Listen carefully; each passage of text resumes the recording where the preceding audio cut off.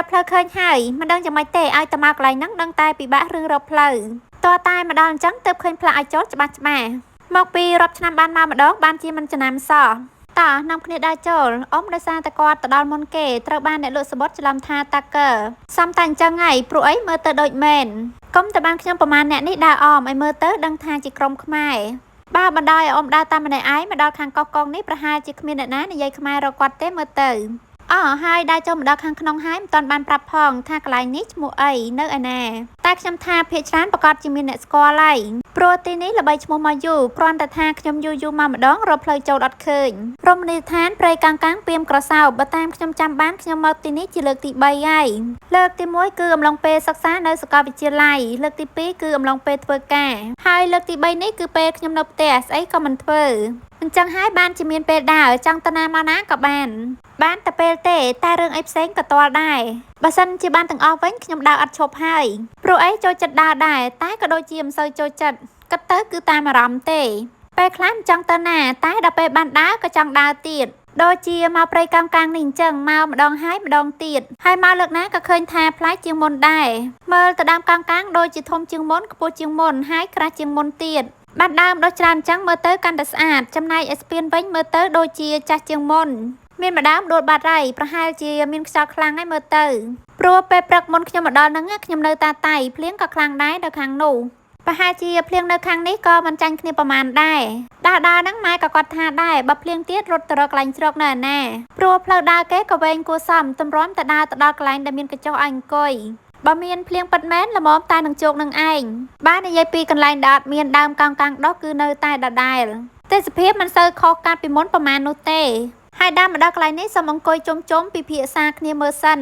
គ្មានធំដុំអីឡើយគ្រាន់តែមិនដឹងថាឯណាលេចកើតម្ដងហ្នឹងគឺថាពងវែងទិសអស់ហើយតែខ្ញុំនេះក៏មិនដឹងច្បាស់ដែរដើមកាំងមុនហ្នឹងត្រេតក៏នឹងស្ពានហើយមិនដឹងថាទៅនឹងត្រេតឬមួយក៏ត្រេតយូរហើយបើមកឃើញមានទាំងដើមត្រេតទាំងដើមដួលមើលទៅដើមវាប្រហែលជាមិនសូវមាំដែរហើយឃើញឬច្រើនមិនដឹងយ៉ាងម៉េចដែរតែដុកក្នុងទឹកអញ្ចឹងដីជ្រាយក៏ងាយរលំដូចគ្នាខ្ញុំដើររវល់ទៅថតបាត់ម៉ែបាត់ប៉ាអស់ហើយមានកន្លែងខ្លះតរត់ទៅតាមពួកគាត់តន់មកដល់កន្លែងនេះជាកន្លែងលក់អីវ៉ាន់នៅក្នុងសហគមន៍ទីតាំងល្អណាស់ភ្ញៀវដើរចុះឡើងគឺដឹងតែត្រូវឆ្លងកាត់ហើយនៅជុំវិញក្បែរហ្នឹងក៏មានកញ្ចុះសម្រាប់អង្គុយលេងច្រើនណាស់ដែរហើយនេះខ្ញុំមើលពីលើទៅឃើញក្តារមិនដឹងថាអ្នកទស្សនាអាចមើលឃើញឬអត់ទេឃើញហើយចង់ទៅចុះចាប់ដែរតែស្មានទឹកមិនត្រូវមិនដឹងថាទឹកហ្នឹងជម្រៅប៉ុណ្ណាគ្រាន់តែចង់ចាប់លេងទេអត់ចាប់យកទៅធ្វើអីឡើយហើយឥឡូវម៉ែដើរបកក្រោយមកទិញបង្គាខ្ញុំឃើញកន្លែងលក់បង្គាមានកូនឆ្កែសមួយឡើងខ្ជូតដេកលក់កណ្ដាលផ្លូវប្រយ័ត្នគេដើរជន់ទៅតាមមើលប្រហែលជាស៊ាំជាមួយនឹងមនុស្សច្រើនហើយខ្ញុំកេះប៉ុណ្ណឹងហើយនៅតែធ្វើធម្មតាហើយឥឡូវមកមើលម៉ែគាត់ចរចាជាមួយអ្នកលក់ម្ដងអត់កាត់ទេពួកខ្ញុំលក់សហគមន៍ហ្នឹងកន្លែងក្នុងសហគមន៍អត់កាត់ទេទោះបីខ្ញុំផ្ញើតែគេផ្សេងក៏ចឹងដែរនេះក៏ទិញយកចែកទៅហៀបចាដូចគ្នាតែតុអាធំនោះវាអស់ហើយនៅតែតុថងខ្មៅមួយដែរនេះនៅពូតែអានេះមុននេះយកសបកខ្មាច់ទៅអីខ្ញុំតែលើចេញយកសបកកងកាងណាំអីណាំកាហ្វេវាសបកវាផ្លែវាបានចាប់ចា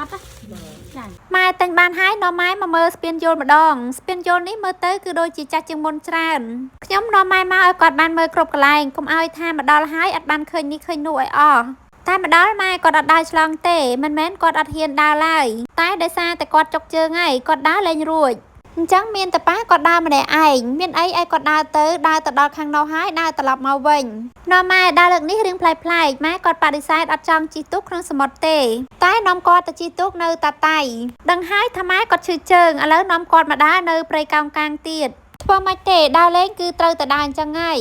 តែក៏ទៅសារម៉ែដែរគាត់ដើរតទៅចាប់ដូចគ្នាមកដល់ត្រឹមស្ពានហ្នឹងពួកខ្ញុំមិនដឹងទៅណាទៀតទេមានតែត្រឡប់ទៅវិញមកតាមផ្លូវវិញហ្នឹងក៏ជួបខ្ចង់ជួបខ្ចៅទៀតនេះប្រហែលប្រភេទតាមមើលដូចជាមាន3ប្រភេទហើយអ៊ំអ្នកនាំដើរលឿនគាត់ប្រាប់ថានាំខ្ញុំដើរលេងតែដល់ពេលដើរមែនតែននេះខ្ញុំថតវីដេអូដើរផងរត់ផងបើហ្វូតូវិញគឺអត់មានទេហើយមើលកញ្ចក់គេតំណងណាប៉ុន្តែនៅទំនេរថ្ងៃខ្ញុំមកនេះគឺអត់សូវមានភ្ញៀវដែរគិតថាបើថ្ងៃសៅរ៍អាទិត្យអីប្រកាសជាមានភ្ញៀវច្រើនបើមិនអញ្ចឹងគាត់ក៏មិនសាងសង់កញ្ចក់ច្រើនយ៉ាងហ្នឹងដែរខ្ញុំក៏មិនច្បាស់ដែរថាភ្ញៀវទេសចរឥឡូវនិយមមកលេងកម្សាន្តនៅទីនេះទៀតឬអត់ព្រោះដោយដែលដឹងខេត្តកោះកុងក៏ជាខេត្តមួយដែលជាប់នឹងព្រំដែនហើយទីកន្លែងនេះមើលទៅដូចជាទុកចោលហើយ ហើយលើពួកខ្ញុំក៏ដើរត្រឡប់ទៅវិញដែរឥឡូវដើរមកដល់កន្លែងដែលមានដើមកោងកាងដួលម្ដងទៀតហើយមិនទាន់មានអ្នកណាគាត់មកចាត់ចែងចេញផងអាងតដើររួចចេះតដើរសិនទៅហើយថាពេលមកនឹងចាស់ចាស់ក៏ដើរលឿនដល់ពេលទៅវិញគាត់កាន់តែលឿនជាងមុនអញ្ចឹងខ្ញុំនៅថតទៀតបានទេត្រូវទៅរត់តាមគាត់សុំដាក់កាមេរ៉ាចុះសិនហើយអរគុណសម្រាប់ការតាមដានទស្សនាវីដេអូរហូតដល់ចប់ជួបគ្នានៅវីដេអូក្រោយបាយបាយ